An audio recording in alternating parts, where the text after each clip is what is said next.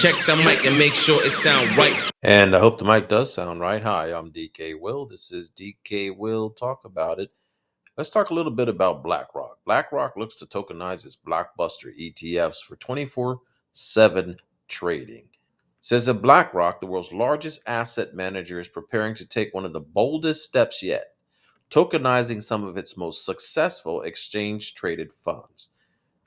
According to a Bloomberg report, the initiative would convert top-performing ETFs with exposure to equities and bonds into blockchain-based tokens, allowing investors to trade around the clock, unlock fractional ownership, and potentially use the products as collateral in decentralized finance applications. Wow. So if you think BlackRock was sitting by silently, not taking care of business behind the scenes, getting ready for the tokenization of real world assets, you're mistaken. Taking that a little further, then, if you think that they're not somehow involved with Ripple and XRP, I think you're equally mistaken. And surely when the time is right, they're going to show up on the scene, because there's no way BlackRock is going to be left out of that event any more than anything happens without JP Morgan Chase being involved. Yeah, BlackRock is certainly involved. But for us, 24/7 tokenized trading is a bonus, because it doesn't mean it's Monday through Friday during the market hours. It means you can trade anytime on any day. But even more so, it means that you can buy fractional shares. And that's what's really opens the finance world to the regular average individual. It democratizes the ability to invest. And of course, investing has always been a matter of percent of return.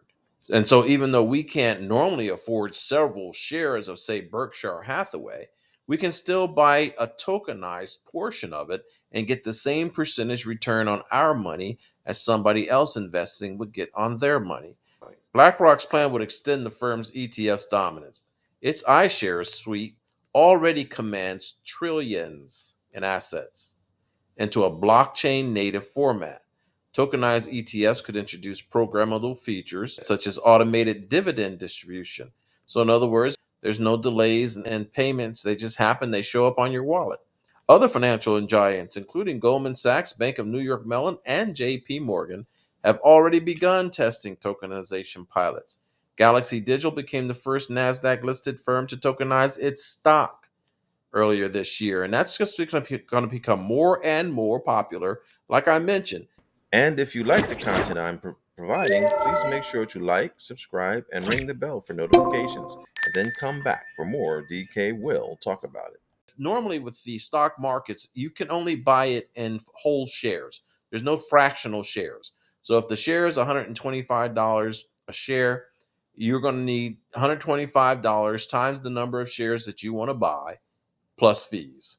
With fractional, you can invest $62.50 in a stock and just own half of a stock. And that's what tokenization will do. So that's a very, very good development. Of course, BlackRock is going to get their involvement in it. It says the move builds on BlackRock's existing presence in blockchain-based finance.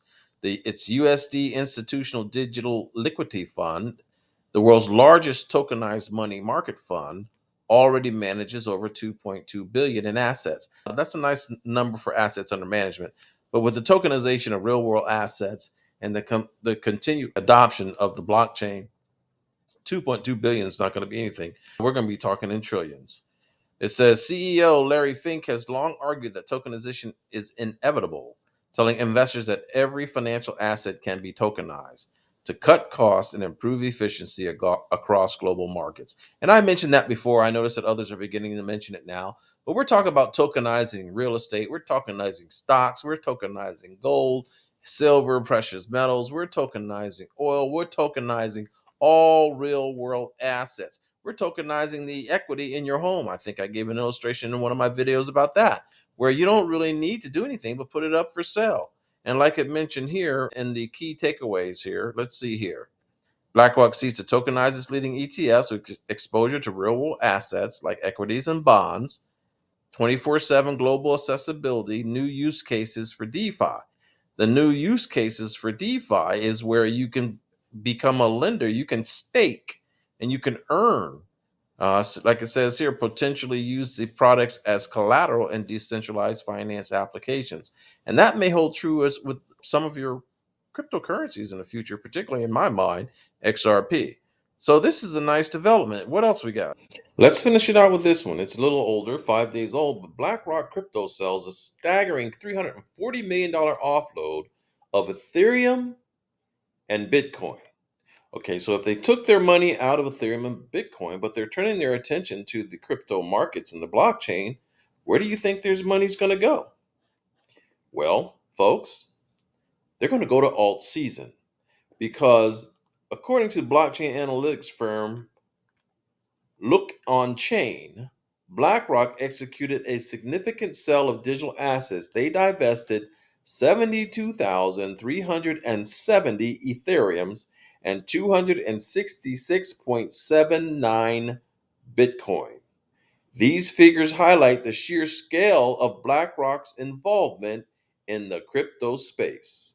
Well, they give their answers as to why did they do it: portfolio rebalancing, profit taking, market sentiment. Where do you think their money's going to go?